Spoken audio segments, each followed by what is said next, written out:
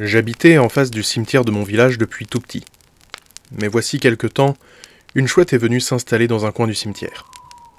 J'aime les animaux et si ces ululements nocturnes sont parfois pénibles, je ne suis pas du genre à la chasser. Ne voulant pas plus la déranger durant la journée en cherchant son nid, j'ignore toujours où elle se trouve.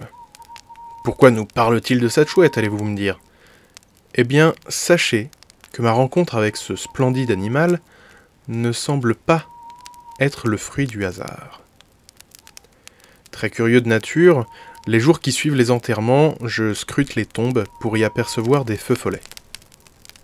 Oui, c'est glauque, mais c'est en soi un spectacle de la nature, alors ne me jugez pas. C'est vraiment beau à voir. Un soir donc, alors que je scrutais le cimetière, la nuit était sans lune. Un ciel trop bas, chargé de nuages noirs, annonçait des pluies à venir. Je vis une petite lueur surgir de derrière une pierre tombale, mais, étrangement, assez loin de la fosse initialement creusée. Je dirais 30 mètres plus à droite. Et là, je dirais de façon plus approximative encore, environ une douzaine de mètres plus loin. Cette précision aura son importance un peu plus tard. J'observais donc cette lueur qui monta vivement dans le ciel, rien à voir avec un feu follet. Je la perdais une fraction de seconde de vue quand, dans un bruit de froissement, une chouette énorme passa devant ma fenêtre avant de se poser sur le fêtage du chien assis voisin du mien.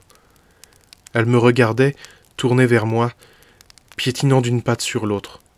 J'aurais presque pu m'attendre à ce qu'elle me parle.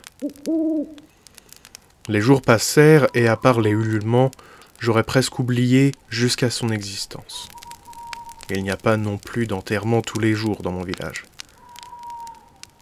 Ainsi passèrent les jours et les semaines, les mois et les années. Je m'étais presque accoutumé aux ululements, et ils m'accompagnaient maintenant. Un soir, je rentrais du travail et aperçus par la fenêtre de ma chambre qu'une nouvelle tombe avait été creusée et qu'un enterrement avait eu lieu.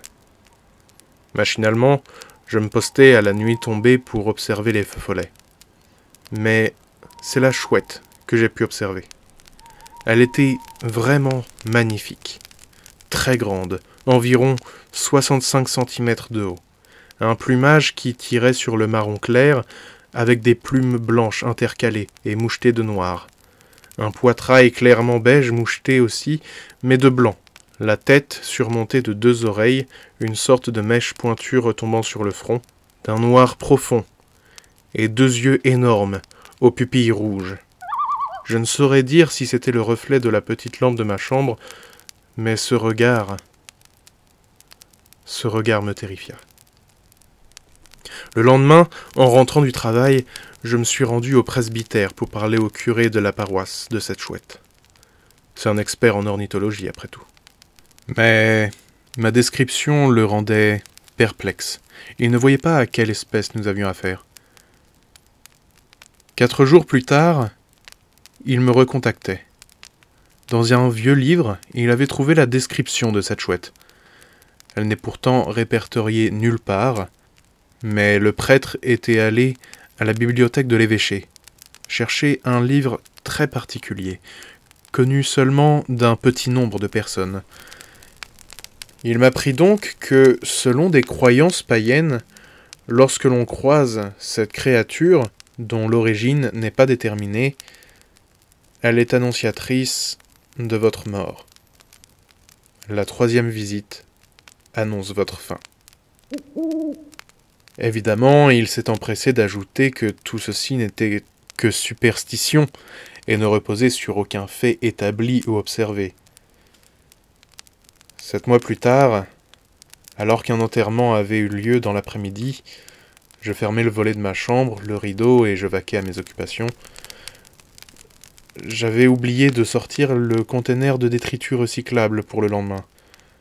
Je sortais donc côté rue, à l'opposé du cimetière, lorsque dans un gigantesque battement d'ailes, comme pour marquer ses reproches, elle était là, se perchant sur la petite palissade, me regardant, en battant légèrement des ailes.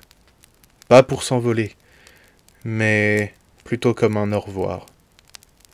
Depuis, je ne l'ai plus vu, ni entendu. Il y a 3 mois, soit exactement 3 jours après sa dernière apparition, les médecins m'ont diagnostiqué une maladie orpheline. C'est depuis mon lit d'hôpital que j'écris ces quelques lignes dans mon carnet afin de témoigner, et que le prêtre sache que les superstitions sont parfois fondées. Les médecins attendent ma fin pour les jours qui arrivent.